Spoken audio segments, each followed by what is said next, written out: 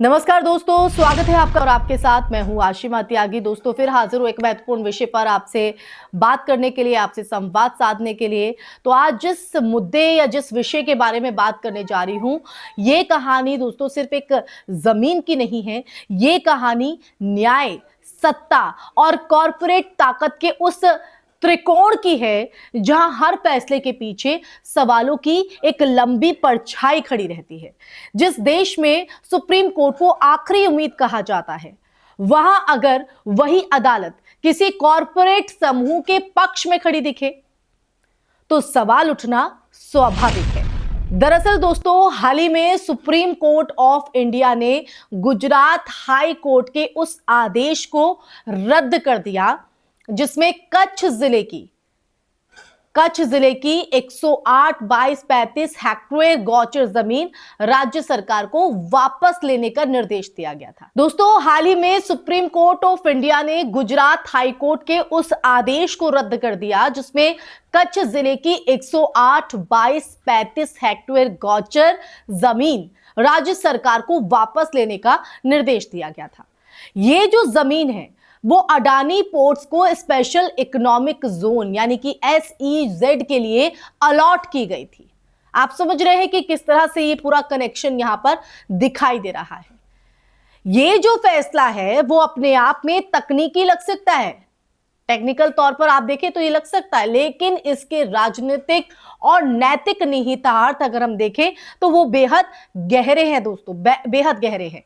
गोचर जमीन यानी वो भूमि जो गांवों में पशुओं के चरने के लिए आरक्षित होती है। सुप्रीम कोर्ट और हाई कोर्ट दोनों के कई पुराने फैसलों में ये माना गया है। इस बात का जिक्र है कि गौचर भूमि पर निजी या औद्योगिक उपयोग केवल असाधारण परिस्थितियों में ही हो सकता है, क्योंकि ये सीधे ग्रामीण आजीविका से जुड़ी होती है।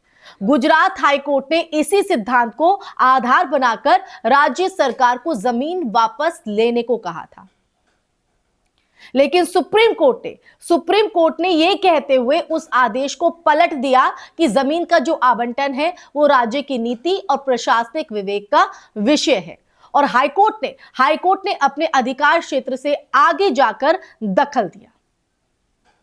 और देखिए, यहीं से जो है वो असली बहस शुरू होती है दोस्तों। अब आप सोच रहे होंगे कि असली बहस आखिर क्या है, तो वही जिसका जिक्र मैंने ऊपर भी अपने इंट्रो में दिया कि कोर्ट का जो फैसला है वो बेहद मायने रखता है। अब यहां पर जो असली बहस का मैंने जिक्र किया है, तो सवाल ये नहीं है कि कोर्ट ने कानूनी तकनीक के आधार पर क्या कहा। सवाल यहां पर यह है दोस्तों कि क्या न्यायपालिका आज सत्ता और कॉर्पोरेट प्रभाव से पूरी तरह मुक्त दिखाई देती है, आजाद है? यही जो सवाल है वो वरिष्ठ वकील और सामाजिक कार्यकर्ता प्रशांत भूषण लगातार उठा रहे हैं। उनका अगर आरोप हम देखें तो उनका आरोप है कि मौजूदा दौर में सरकार अपने मनमाफिक फैसले पाने के लिए जजों पर दबाव बनाती है, कभी डर के जरिए, कभी पद प्रतिष्ठा और भविष्य के लालच के जरिए। भूषण के ये जो आरोप है वो नए नहीं है दोस्तों। 2020 में भी उन्होंने न्यायपालिका की कार्य प्रणाली पर सवाल उठाए थे, प्रश्न चिन्ह लगाए थे, जिसके बाद उन्हें अवमानना का सामना भी करना पड़ा था। लेकिन उनका जो मूल सवाल आज भी जिंदा है। क्या न्याय अंधा है या वो सत्ता के सामने आंखें खोल लेता है? अडानी समूह और मोदी सरकार के रिश्तों पर पहले से ही गंभीर बहस जो है वो होती रही है दोस्तों। हवाई अड्डों से लेकर बंदरगाहों तक, कोयला खदानों से लेकर बिजली परियोजनाओं तक, हर जगह आप देखिए, हर जगह एक ही नाम जो है वो उभर कर आता है। ऐसे में जब गौचर जमीन जैसे संवेदनशील मुद्दों पर अदालत का फैसला कॉर्पोरेट के पक्ष में जाता है, तो जनता के मन में अविश्वास जो है वो पैदा होना स्वाभाविक है, लाजमी है, उसमें कोई दो राय नहीं है।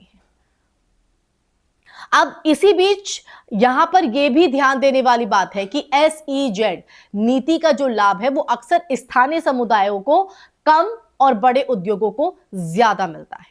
इस बात को आप अपने जहन में बिठा लीजिए, क्योंकि कच्छ जैसे पर्यावरण संवेदनशील और पहले से सूखा प्रभावित क्षेत्र में गौचर भूमि का गौचर भूमि का औद्योगिकीकरण सिर्फ कानूनी नहीं बल्कि नैतिक सवाल भी खड़ा करता है। समर्थक कहेंगे कि सुप्रीम कोर्ट ने सिर्फ कानून देखा, भावनाओं को नहीं, लेकिन इतिहास गवाह है। इतिहास गवाह है कि न्यायपालिका ने कई बार सामाजिक न्याय और जनहित को कानूनी व्याख्या का हिस्सा बनाया है, चाहे वो वनाधिकार का मामला हो, विस्थापन का हो या फिर पर्यावरण संरक्षण का। तो फिर ये जो संवेदनशीलता क्यों गायब लगती है, यहां पर यह संवेदनशीलता क्यों गायब हो जाती है? इस फैसले का सबसे बड़ा असर अदालतों की विश्वसनीयता पर पड़ता है दोस्तों।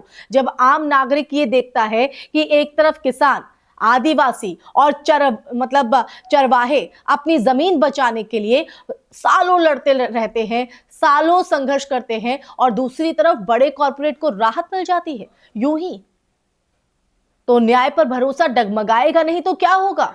और लोकतंत्र में जब भरोसा टूटता है ना दोस्तों, तो सिर्फ अदालत नहीं, पूरा का पूरा सिस्टम कमजोर होता है और सवालों के घेरे में भी आता है। ये मैं नहीं कह रही हूं, या ये कोई और नहीं कह रहा है, ये सच्चाई कह रही है, हकीकत कह रही है, आज की तस्वीर कह रही है। तो ऐसे में दोस्तों, आज अगर हम पूरे परिस्थितियों को देखें, हालातों को देखें, तो आज सवाल ये नहीं कि अदानी को जमीन मिलनी चाहिए थी या नहीं। असली सवाल यहाँ पर ये है कि क्या भारत की सर्वोच्च अदालत सत्ता से उतनी ही दूरी पर खड़ी है जितनी दूरी पर उसे खड़ा होना चाहिए? क्योंकि ये जो फैसला है वो एक प्रेशराइज्ड फैसला लगता है। अगर न्याय सिर्फ फैसलों में नहीं बल्कि ये दिखाई देने वाली निष्पक्षता में भी होता है, तो इस फैसले ने उस तस्वीर को धुंधला जरूर किया है दोस्तों। और जब न्यायपालिका पर सवाल उठने लगे तो याद रखिए, ये किसी एक जज या एक केस का संकट नहीं होता, ये पूरे लोकतंत्र की सेहत का इम्तिहान होता है।